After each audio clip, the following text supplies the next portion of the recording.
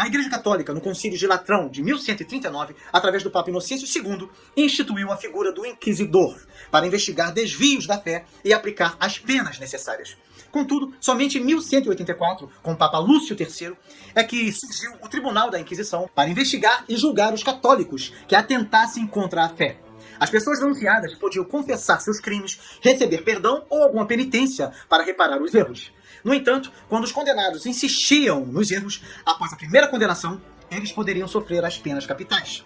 É muito importante compreender que a Igreja Católica era o que unia a sociedade ocidental nesta época, unindo diferentes monarcas, conservando as alianças entre reinos e procurando unir os diferentes povos.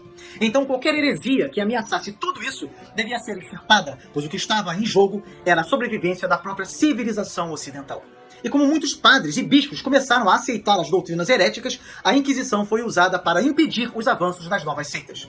Assim, o Papa incumbiu a Ordem dos Dominicanos pelo processo inquisitorial, já que era necessário que os inquisidores fossem peritos teólogos e juristas. Algo muito importante que deve ser considerado é que a maioria das informações transmitidas através de filmes, documentários e de algumas obras são um completo exagero, cujo objetivo é criar um distanciamento das pessoas em relação à própria religião cristã. Cuidado, gente. Precisamos nos ater aos fatos e não ser instrumentos para a propagação de mentiras.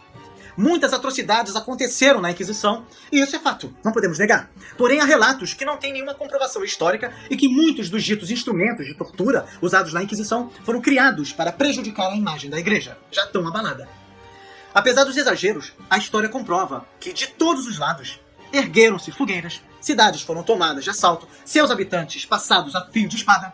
A percentagem dos que sofriam tortura física era de aproximadamente 10%, e a dos condenados à morte, cerca de 2% dos casos. Pode parecer pouco, mas é muito. Não dá para negar que isso era uma barbárie, algo completamente contrário ao espírito cristão, ainda que na época medieval fosse comum a aplicação pelo próprio governo da pena de tortura, da pena de morte, assim como a morte na fogueira.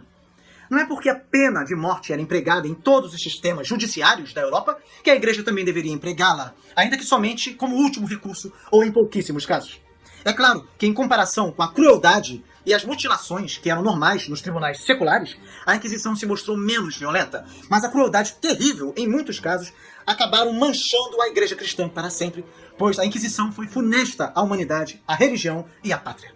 A Inquisição ainda existe. E o Tribunal do Santo Ofício, como foi chamado no início, veio a receber, já depois de ter mudado de nome mais de uma vez, em 1965, o nome de Congregação para a Doutrina da Fé. A primeira batalha travada pela Inquisição medieval foi exatamente contra os cátaros e as outras heresias já mencionadas.